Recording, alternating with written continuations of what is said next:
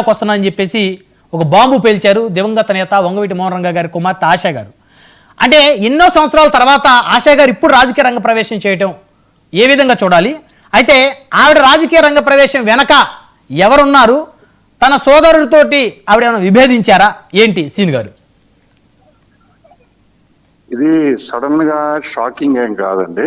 Last 2 years నుంచి వాళ్ళ brother sister మాట్లాడుకుంటున్నారు. They are waiting for some time, ఒక మంచి టైం చూసి వద్దామనే ఆలోచనలో ఉన్నారు రంగా గారు, అమ్మాయి ఆశా గారు. అయితే మీరు అన్నట్టుగా బ్రదరు దుబాయ్ లో ఉండగా షాకింగ్ గా ఇప్పుడు వాళ్ళ సిస్టర్ వచ్చి ఇక్కడ ఇచ్చేయటం అనేది అది కరెక్ట్ కాదు. ఎందుకంటే ఈ 2 కార్యక్రమాలు కూడా 16వ తారీఖు నరసాపురం పాలకొల్లు కాపు సంఘం వాళ్ళు ఆశా కిరణ్ని ఆహ్వానించడం, అలాగే దుబాయ్ లో కాపు సంఘం వారు రాధాకృష్ణను ఆహ్వానించడం జరిగింది.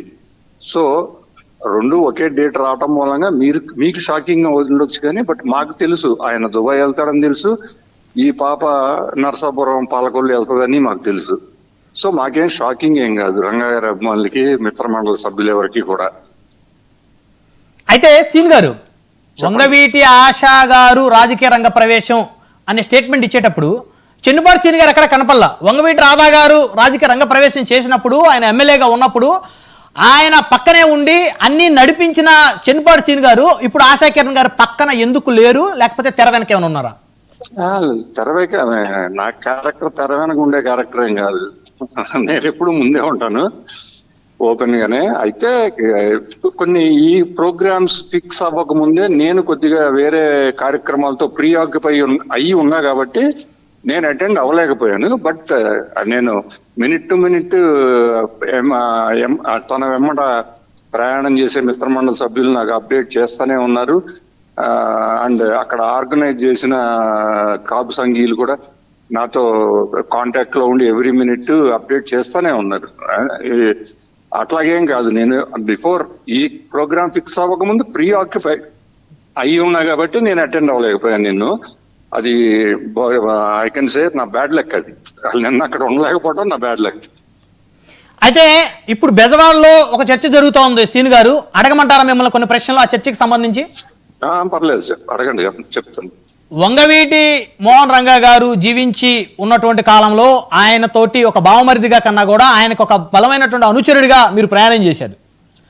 ఆయన మరణం తర్వాత రంగా గారి భార్య రత్నకుమార్ గారు, మీ సోదరి, ఆవిడతో కూడా మీరు ప్రయాణం చేశారు రాజకీయంగా. ఆ తర్వాత మీ మేనలుడైనటువంటి వంగవీటి రాధాకృష్ణ గారితో కూడా మీరు ప్రయాణం చేశారు. అయితే ఒకప్పుడు బెజవాడ రాజకీయాలు ఆ కుటుంబం కనుసన్నల్లో ఉండేటువంటి పరిస్థితి, కానీ ఈరోజు ఆ పరిస్థితి, ఆ ప్రాధాన్యత తగ్గిపోతుందని చెప్పేసి మదన పడుతున్నటువంటి చెన్నుపాటి సీన్ గారు. సో ఏదో ఒక విధంగా మళ్ళీ ఆ ప్రాధాన్యతని ఆ కుటుంబం సంతరించుకోవాలి. సో రాధా గారికి చెన్నుపాటి సీన్ గారికి మధ్య కొన్ని విభేదాలు ఉన్నాయి వారి మధ్య అంతర్గతంగా. కాబట్టి ఆయన ఆశా కిరణ్ గారిని రాజకీయ రంగ ప్రవేశం చేయిస్తున్నారు అని చెప్పేసి బెజవాడలో చాలా మంది ఈ అంశం మీద డిస్కషన్ చేసుకుంటున్నారు సీన్ గారు. విభేదాలు ఉన్న మాట వాస్తవమే, అది పర్సనల్ విభేదాలు ఏం కాదు, సైద్ధాంతిక విభేదాలు మాత్రం ఉన్నాయి. అతని సిద్ధాంతాలకి మా సిద్ధాంతాలకి మేము వంగవీటి మోహన్ రంగారావు గారి అనుచరులుగా ఆయనతోటి సుదీర్ఘకాలం ప్రయాణం చేసి ఆయన సిద్ధాంతాలు మాకు పూర్తిగా తెలుసు. సైద్ధాంతిక విభేదాలే తప్పించి పర్సనల్ గా కానీ పొలిటికల్ విభేదాలు కానీ ఎప్పుడూ లేవు. సో వంగవీటి రాధా గారికి చెన్నుపాటి సీన్ గారికి మధ్య రాజకీయ విభేదాలు, సైద్ధాంతిక విభేదాలు తారాస్థాయికి చేరినాయి అనేది బెజవాడలో టాకు.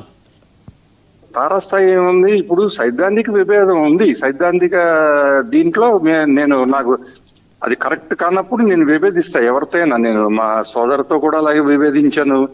అలాగే ఆయన ఉండగా ఆయన కూడా ఎప్పుడన్నా అడిగితే ఇది కరెక్ట్ కాదేమో, ఇది కరెక్ట్ ఏమో అని చెప్పి ఆయనతోటి నేను విభేదించిన సందర్భాలు ఉన్నాయి. తర్వాత నేను విభేదించిన ఆ సంఘటన కరెక్ట్ కాదని ఆయన ప్రూవ్ చేశాడు. తర్వాత ఎవరో రంగా గారా రాధా గారా కూడా ఒక లీడర్ అనే వాళ్ళకి ఎప్పుడు కూడా ఓకే కంటిన్యూ చేయండి సీన్ గారు. విమర్శనాత్మకమైన ఒక వ్యక్తి పక్కన ఉంటేనే ఖచ్చితంగా ఆ నాయకుడు రాటు తేలుతాడు, పదును తేలుతాడు. సో అలాంటి విభేదాలు ఉండటం చాలా శ్రేయస్కరం అని నా అభిప్రాయం. వంగవీటి రాధా గారు అధికార పార్టీ ఎమ్మెల్యేగా ఉన్నప్పుడు చెన్నుపాటి శ్రీనివాస్ గారు షాడో ఎమ్మెల్యేగా విజయవాడలో వ్యవహరించారు అనేటువంటిది మీ మీద ఉన్నటువంటి కొన్ని ఆరోపణలు ఒకటి. సహజంగా ఇప్పుడు పక్కన ఆర్గనైజ్ చేసే వ్యక్తి, ఇప్పుడు మీరు ఎక్కడన్నా చూసుకోండి, ఎప్పుడైనా సరే ఒక రాజకీయ నాయకుడు డైరెక్ట్ గా ఎక్కడా కూడా ఇన్వాల్వ్ అవ్వరు. పక్కన ఉన్న మనలాంటి వ్యక్తులు ఆర్గనైజ్ చేస్తారు, దాన్ని ఇది చేసుకుంటూ పోతా ఉంటారు. సో ఆబ్వియస్ గా షాడో అంటారు, ఇంకా అనేకమైన పదాలు వాడతారు దానికి. సో అది ఎంతవరకు కరెక్ట్ అనేది ఆ అన్నవాళ్ళు తెలుసుకోవాలి. సో ఇప్పుడు మీరు మీ చేతుల్లో పెరిగినటువంటి మీ మేనలుడు మేనకోడలు, ఇప్పుడు వాళ్ళిద్దరూ రేపు భవిష్యత్తులో రంగా గారి వారసత్వం, రాజకీయ వారసత్వం కోసం వారు ఒకరినొకరు విభేదించుకుంటే మీరు ఎవరి వైపు ఉంటారు? అసలు వారసత్వం మీద విభేదాలు ఏముండవండి. ఎందుకంటే రంగా గారి పిల్లలుగా ఇద్దరు వారసులే. రంగా గారి కూతురు వారసురాలే, కొడుకు వారసుడే. అంతేగాని వారసత్వం మీద విభేదాలు ఏమి ఉండవండి. సో రాధారంగా మిత్ర మండలి కానీ లేకపోతే ఆయన్ని అభిమానించేటువంటి ఆయన సన్నిహితులు, అభిమానులు మేము రాధా గారితోనే ఉంటాము, రాధా గారు డైరెక్షన్లో ఆశా గారు నడిస్తే ఆవిడకి మద్దతు ఇస్తాము అని